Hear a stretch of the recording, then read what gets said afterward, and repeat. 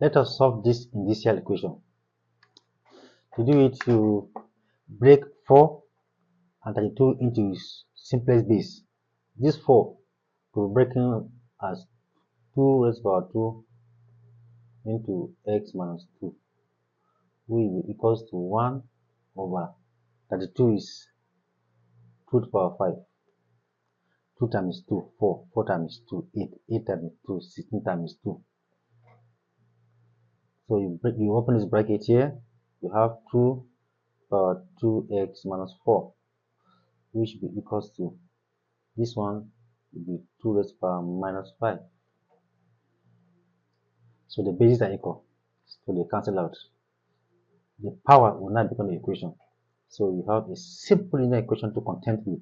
That is 2x minus 4 will be equals to minus 5. So from here, 2x will be equals to minus 5 plus 4. Let's continue here. So 2x will be equals to 1 minus 1. So we're looking for x. Divide both sides by its coefficient, which is 2. This one will go. Therefore, x will be equals to negative 1 over 2. That's the final answer. So the value of x for this thing to be true is minus half.